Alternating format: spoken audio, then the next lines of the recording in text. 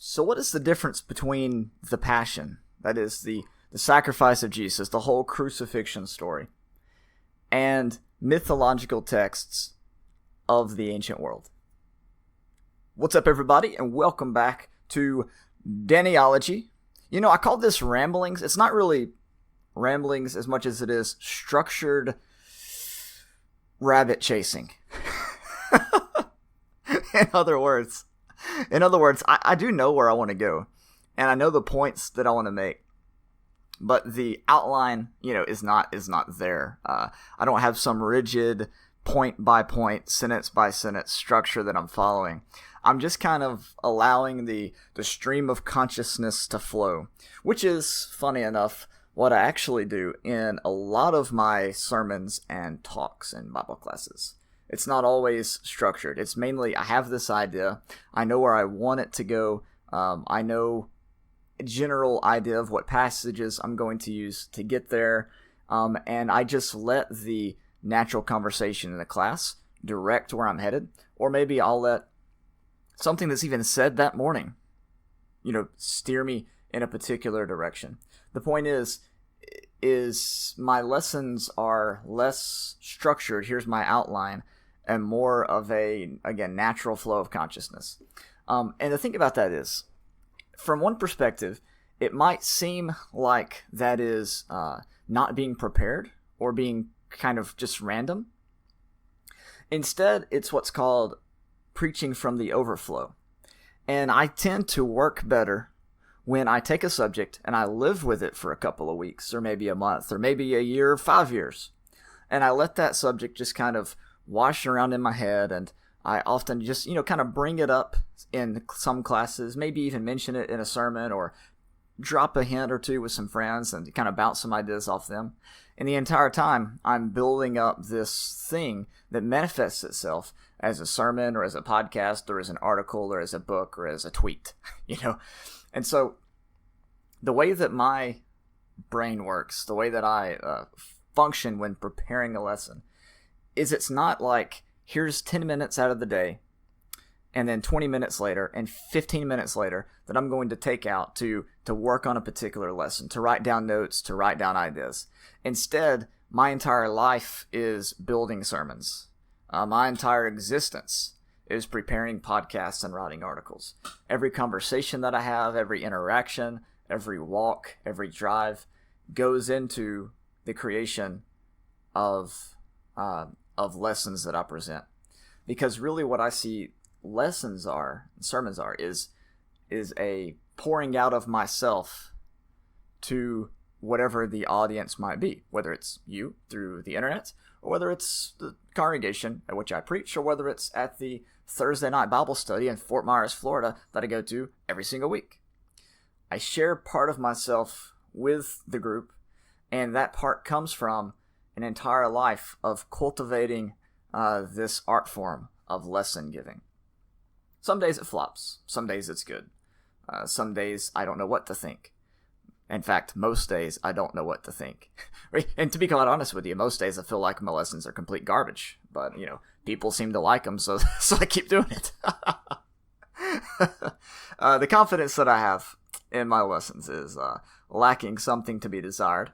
But, Laura tells me to keep doing it, and she has faith in me, so it keeps me going. But everybody feels like that to an extent. So anyways, what I'm trying to tell you is that the lesson I'm going to give you today on the difference between the life of Jesus and his sacrifice and the mythological texts that the contemporaries of him had written comes from years of study and reflection and thinking. Some of it very recent, some of it way in the past, but I hope that it's beneficial to you. So this is Dannyology episode 5, and the subject is the historical context of the atonement. When we're thinking about the sacrifice of Jesus, and I know some people don't like the word atonement, but when we think about Jesus' death, there are two major ways we can approach it.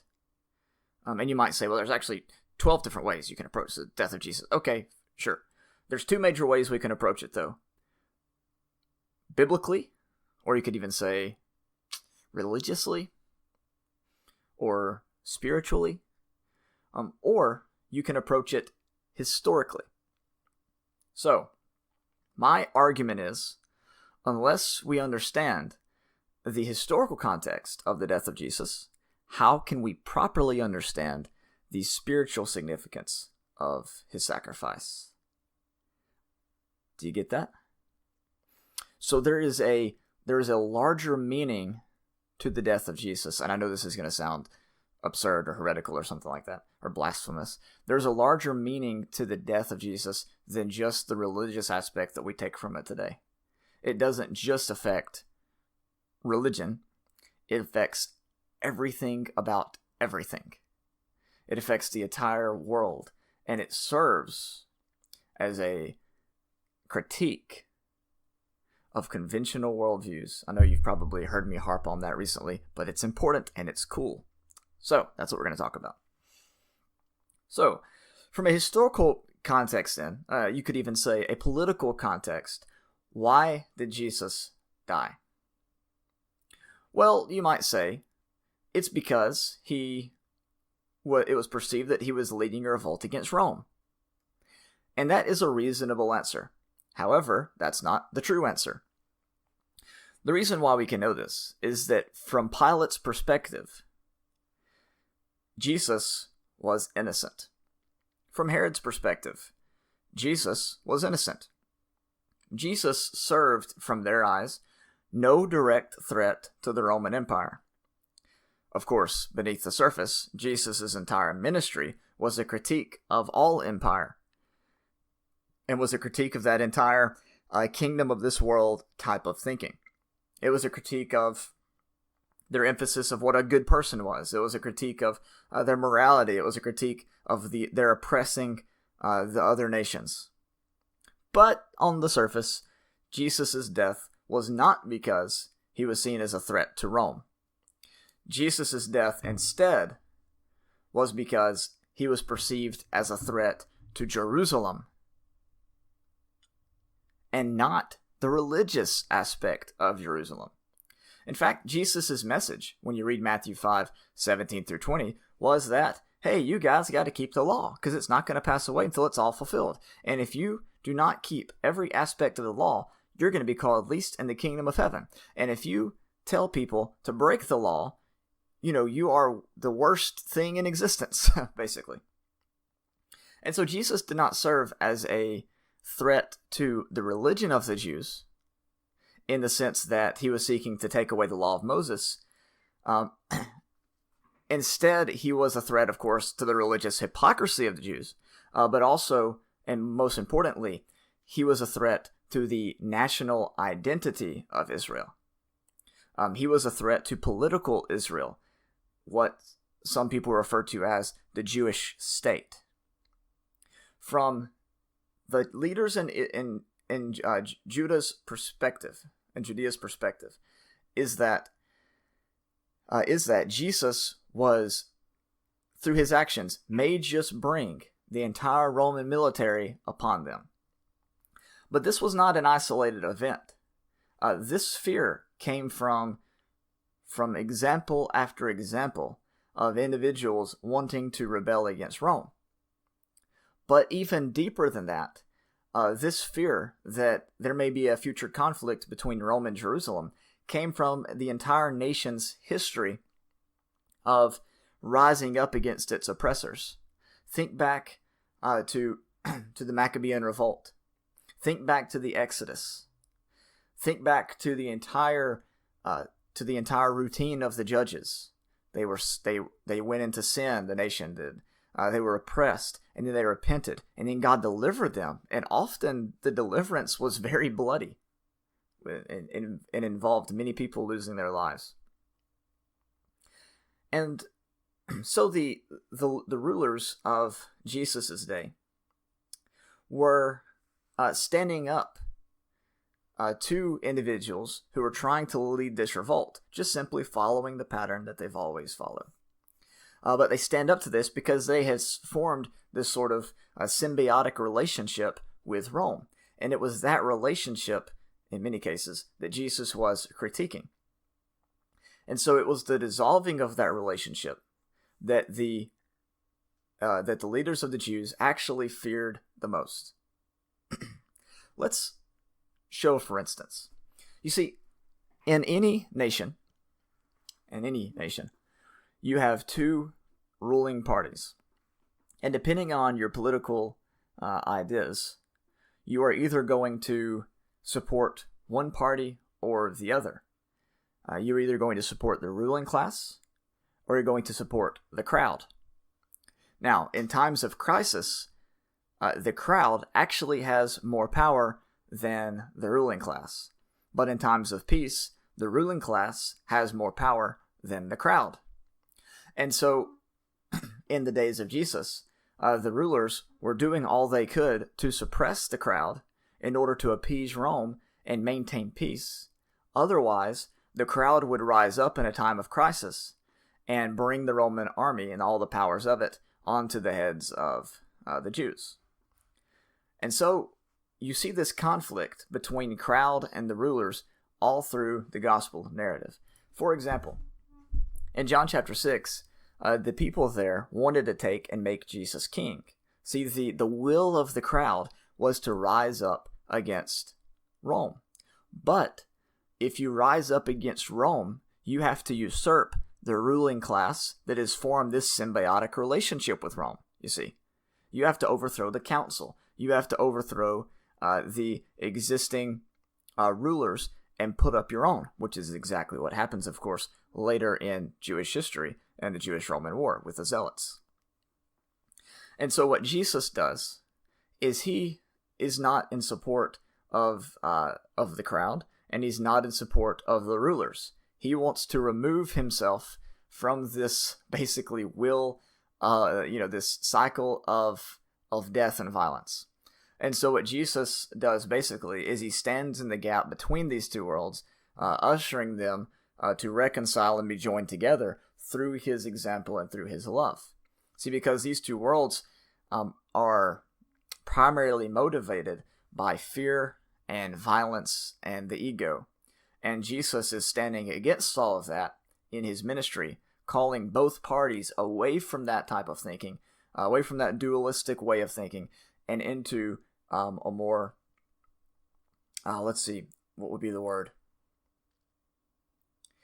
I don't know, just a more peaceful way of life. I have the word, but I've lost the word. And thus lies the problem with not using an outline. So in John 6, what you have is John revealing the psychology of the people. Contemplative, that's the word.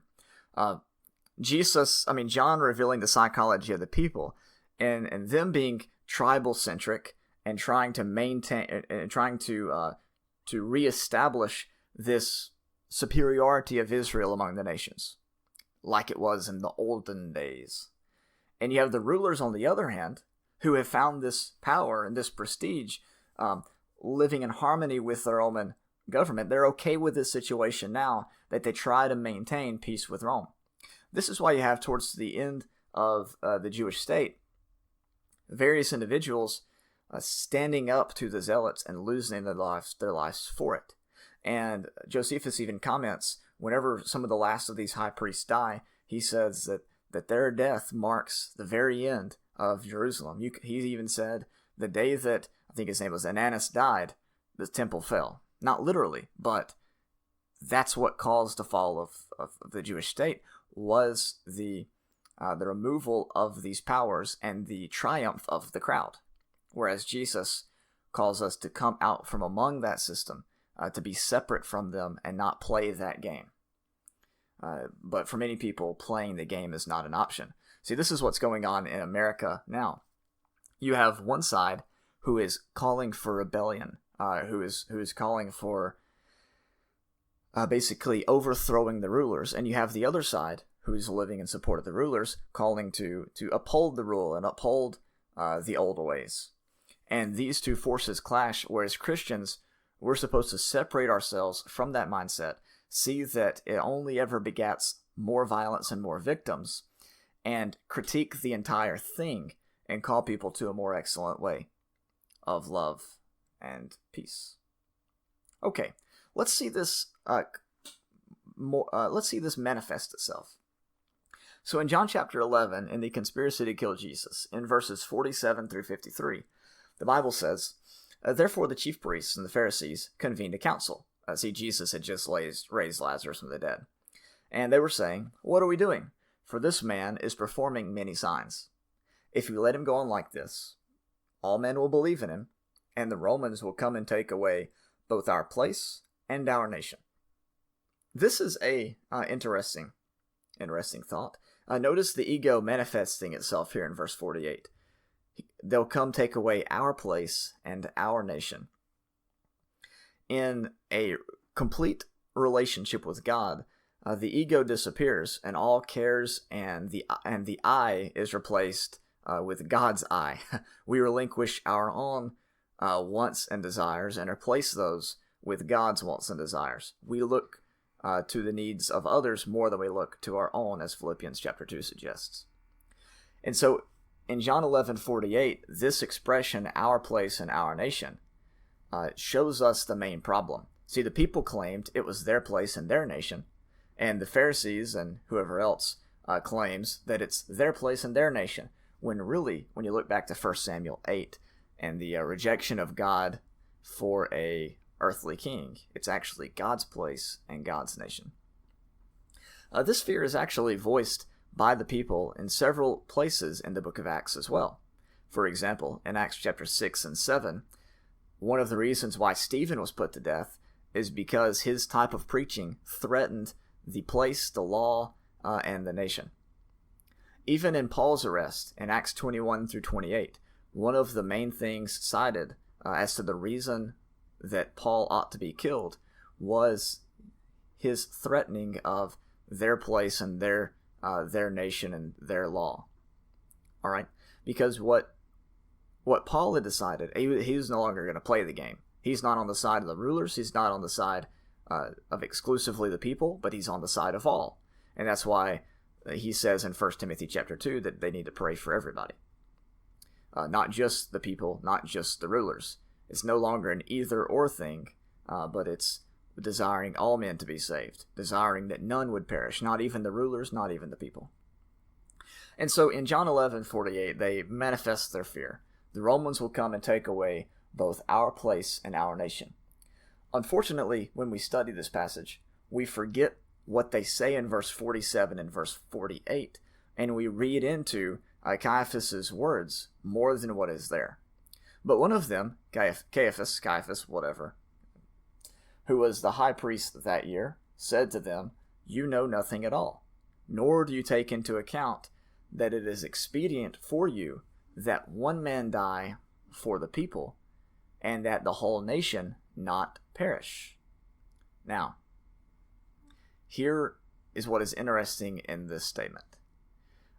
He is not commenting here on the sacrificial aspect of Jesus' sacrifice from a religious standpoint. Instead, he is discussing Jesus' sacrifice being more of a sacrifice from the rulers of Jerusalem to Rome to demonstrate their loyalty. This is a political sacrifice that he's focusing on here, not a religious one. He does not view Jesus, in other words, as a sacrificial lamb, but he's answering their fears that Rome's going to come and take away their place in their nation. Now, in doing this, first of all, they acknowledge the very real threat that one day Rome could just very well come and take them all away and destroy the temple. They see that as a possibility in the future, and that's something that they fear. And so the whole angle here is that, well, if we take Jesus, who is claiming to be the Messiah and who is offering up all these signs and who from everyone's perspective could be the one to lead us out of Roman oppression, if we take that man and offer him up to Rome, if we have him crucified, then what they're going to see is that we're actually loyal to them. And then they will continue to be on our side, and we can continue in this symbiotic relationship. So from their perspective, the crucifixion of Jesus is a politically advantageous move to try to maintain good relations with Rome. Ironically, though, as we're going to see later, it is this very type of attitude that leads to their downfall, as we'll see. Now, in verses 51 and 52, John says this. Now he did not say this on his own initiative, but being high priest that year, he prophesied that Jesus was going to die for the nation, and not for the nation only, but in order that he might also gather together in one the children of God who are scattered abroad. So John's interpretation of Caiaphas' statement is that Jesus was going to die on behalf of the nation in more ways than they could possibly know. This was not just a political death, but it was a reconciling death, as we'll notice in the second half of this podcast. Could be part 2, haven't decided yet. So, in John 11:49 and 50, Caiaphas, he says that it is expedient for you that one man die for the people, and that the whole nation not perish. See, what they were inadvertently doing in crucifying Jesus was continuing this same cycle of violence that we talked about a while ago. And violence in this manner only ever begets more violence. It only ever produces more victims. You see, because when you offer up sacrifices like this, that are egotistical in nature and aren't self-sacrifices, then all you do is call for more sacrifice to be had. So, for example, in the olden times, in other nations, you offer up sacrifices to appease the gods, and then you offer up more and more and more and more, because the gods always need to be appeased year after year after year. It's a continual cycle of violence. This is why, commenting on the Old Testament sacrificial system, the Apostle Paul said in Hebrews 10 that the blood of bulls and goats can't take away sin, because they offer the things year by year continually. See, there's never trust in the power of those sacrifices. There is never even self-sacrifice, because it's more of a thing that appeals to the ego than it is a thing that appeals to sacrificing oneself and giving up one's own motives for the motives of God. All right, so this type of sacrifice that they're trying to offer up, this sacrifice to appease Rome, is one that continually needs to be offered. This is why throughout the time of the first century church, the authorities in Jerusalem are constantly seeking to put to death the followers of Jesus. This is what the entire book of Acts is about. It's not simply a religious thing, but it is mainly a politically motivated thing. This is why individuals like Paul, who were doing what they were doing out of sort of a religiously obligative motive, were able to be convinced to abandon that whole system. You see, because Paul, he was persecuting the church, according to Philippians chapter 3, out of purely religious motivation. When the facade is broken, when the game is shattered for him, when he encounters the resurrected Christ on the road to Damascus in Acts chapter 9, he immediately gives up that way of thinking, because he sees the whole thing for what it is. The game has been revealed, and now he no longer wishes to align himself to one side or the other, you see. So, the persecutions in Acts, what we find then, are more politically motivated than they are religiously motivated. And so, ironically, in offering up Jesus, they bring about upon themselves the very thing that they sought to avoid, and that is the fall of Jerusalem. We see this manifested in Matthew chapter 26 and verse 51 through 56. In this text, the scripture says, "Behold, one of those who were with Jesus reached and drew out his sword, and struck the slave of the high priest and cut off his ear. Then Jesus said to him, 'Put your sword back into its place.'" In other words, stop the cycle of violence. If you stay within this wheel, you're just going to continue spinning around and around and around. He follows this up by saying, For all those who take up the sword shall perish with the sword. In other words, Peter was taking on the identity of the crowd at this point. And he, acting on behalf of the crowd, seeks to punish the rulers and set up their own form of government, which, by the way, ends up turning back into the rulers. And then you have a new crowd, and then the cycle continues and continues and continues. And so he says in verse 53, Jesus says, do you think that I cannot appeal to my Father, and he will at once put at my disposal more than 12 legions of angels? How then will the scripture be fulfilled, which say that it must happen this way? In other words, he says, Peter, if I wanted to continue this cycle of violence, I could do it. If I wanted to put up myself as an earthly king, it'd be done like that. But that's not the way it's supposed to be done. The scriptures are fulfilled in love. The scriptures are fulfilled in peace and non-violence, in breaking the cycle. He is led as a sheep to the slaughter, not as a tyrant. He does not open his mouth, unlike a usurper. He's not a political activist, so to speak, but he's one that's moving out of that whole world together, that's not even going to play the game. So then Jesus looks to the crowds, and he offers them the same warning. He says, have you come out with swords and clubs to arrest me, as you would against a robber? Every day I used to sit in the temple, teaching, and you did not seize me. But this has all taken place to fulfill the scriptures of the prophets. Then all the disciples left him and fled. And so what you have in Matthew 26, 55, and 56 is a warning to the people. He just said, all those who take up the sword perish with the sword. And so he turns to the crowds and he says, have you come out with swords and clubs to arrest me as you would against a robber? In other words, you are going to bring destruction upon yourself if you continue this way. My death is not going to appease Rome forever. It's going of this type of thinking is eventually going to lead to your downfall. You need to instead step away from the game, put down your sword, turn yourself over to God, and give up the ego so that you can be transformed.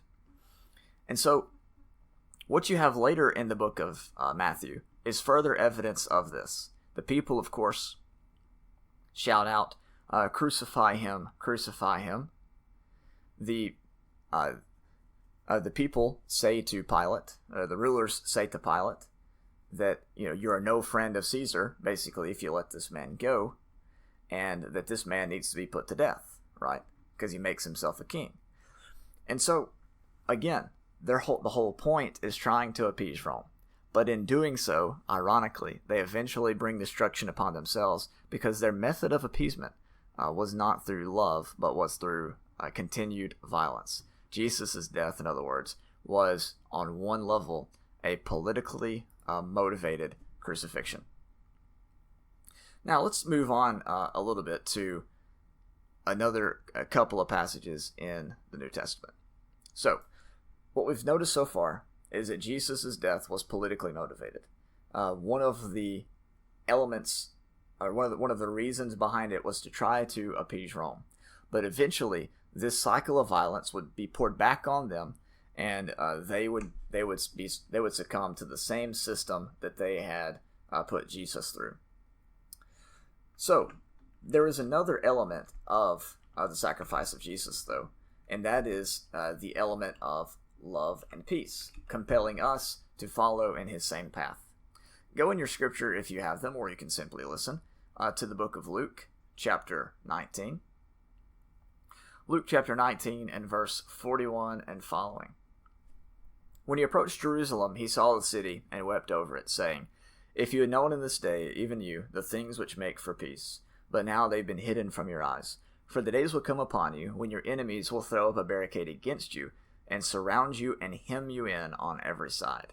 See, there was a way of peace, but they had given this up for violence, and that very violence that they took upon themselves to try to appease Rome would be their downfall. He says in verse 44, and they will level you to the ground, and your children within you, and they will not leave in you one stone upon the other, because you did not recognize the time of your visitation. See, they ignored this. And because of that, because they continue the cycle, they're going to bring death upon themselves. So what Jesus' sacrifice does is it calls us to leave this cycle, to stop playing the game, to put down the ball, and to go stand with him on the outskirts, looking in and critique the whole thing. It causes us to embrace the things which make for peace. That is, to turn the other cheek, to love those who hate you, to bless those who curses you, as we see that God does in Matthew chapter 5. Contrary to what Job's wife thought, by the way. Jesus' sacrifice calls us to a wisdom that is above the wisdom of the world, as you see in 1 Corinthians chapter 1. A wisdom that some would call foolish, and a wisdom that is beyond understanding, as Philippians chapter 4 says. It's a peace not like the world gives, but a peace that God gives, and that is everlasting. The difference between the world's peace and God's peace is that the world's peace is only temporary, and since it is brought about by violence, it eventually will only beget more violence and more uprising.